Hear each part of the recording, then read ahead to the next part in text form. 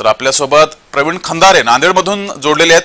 प्रवीण, नांदेडमध्ये मतदानाला सुरुवात झाली आहे का? कसा मतदारांचा संपूर्ण प्रतिसाद आहे?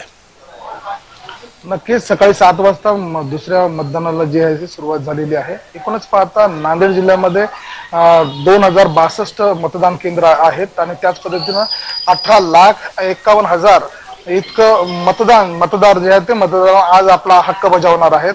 एकूणच 29 जे मतदान केंद्र आहेत ते संवेदनशील आहेत आणि या संवेदनशील मतदान केंद्रावर फौजफाटा जो आहे, पोलीस फौजफाटा मोठ्या प्रमाणामध्ये तैनात करण्यात आलेला आहे। एकूणच पाहता साधारणतः 10,000 कर्मचारी या निवडणूक प्रक्रियेमध्ये हे निवडणूक पार पाडतायत। तसं पाहायला गेलं तर सकाळच्या सत्रामध्ये आपण पाहू शकता मागच्या साईडला की अनेक सिनियर सिटीजन जे आहेत ते मतदानाचा हक्क बजावण्यासाठी या ठिकाणी आलेले आहेत। जी, मात्र प्रवीण, पहिल्या टप्प्यामध्ये मतदान हे कमी झालं होतं। नांदेडमध्ये मतदानाचा टक्का वाढावा यासाठी प्रशासनाकडून काय खबरदारी घेतली गेली आहे?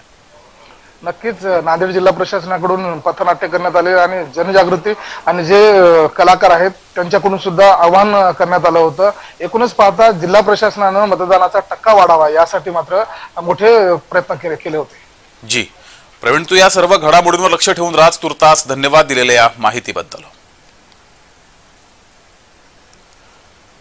तर देशभरात दुसऱ्या टप्प्याचं मतदान हे आज पार पडतंय आणि महाराष्ट्रात 8 मतदारसंघात मतदान पार पडतंय। देशात एकूण 89 मतदारसंघात आज मतदान पार पडतंय।